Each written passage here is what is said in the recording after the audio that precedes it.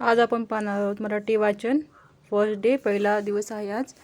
तर मराठी वाचनाचे मी इथे काही नियम लिहिलेले आहेत. मराठी वाचनाचे 10 नियम मी इथे तुम्हाला सांगत आहे. त्या नियमाने जर मराठी वाचले तर खूप इझी जाणार आहे आणि प्रत्येकाला मराठी वाचता येणार आहे. मुलांना आणि मोठ्यांना देखील मराठी सुलभ आणि अचूक वाचण्यासाठी हे नियम मी इथे बनवलेले आहेत. ते मी अचूक आणि उत्तम वाचण्यासाठी उपयुक्त नियम आहे. पहिला नियम आहे अक्षरांची ओळख करायची आहे आपल्याला. स्वर आणि व्यंजनांची अ पासून ज्ञपर्यंत पूर्ण स्वरांची आणि व्यंजनांची ओळख करायची आहे.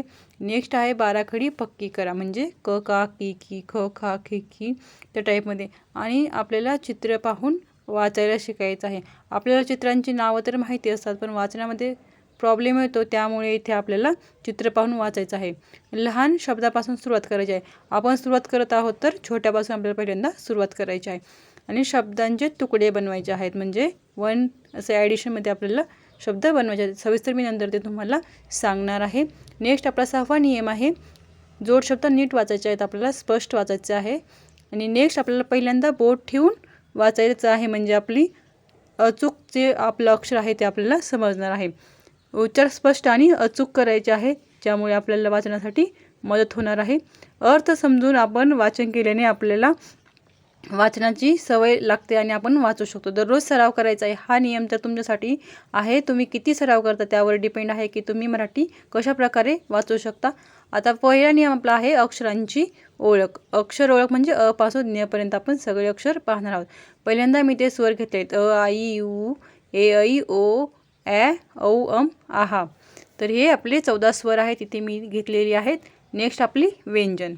व्यंजनमध्ये येतं क ख ग घ क ख ग घ च छ ज झ ट ठ ड ढ न त थ द ध न प फ ब भ म य र ल व श श स ह ळ क्ष ज्ञ.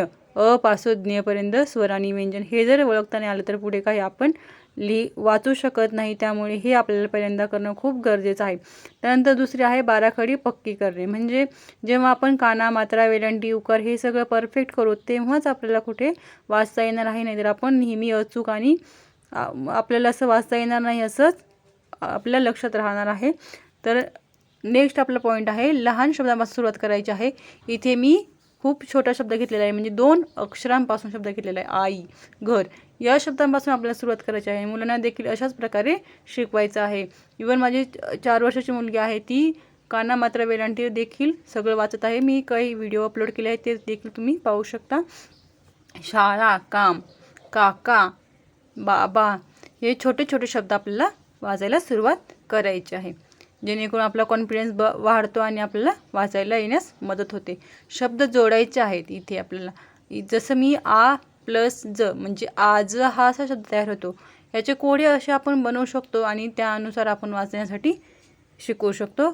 क प्लस म प्लस ल क म ळ. नेक्स्ट शब्द ग व त.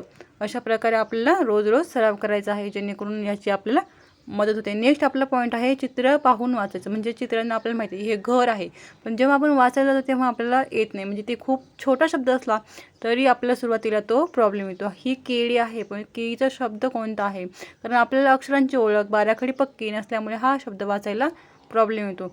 नेक्स्ट आहे रडणे. रडणे हा शब्द मी इथे रॅन्डमली कुठलेही शब्द घेतलेले आहेत, जे तुम्ही तुमच्या जीवनातले नियमातले शब्द घेऊ शकता आणि त्यानुसार प्रॅक्टिस करू शकता. मी इथे फॉर एक्झाम्पल तुम्हाला दिलेलं आहे. आणि नेहमीच सराव करायचा आहे, हा तर तुमच्यासाठी पॉईंट आहे. तुम्ही दररोज सराव करायचा आहे. थँक्यू.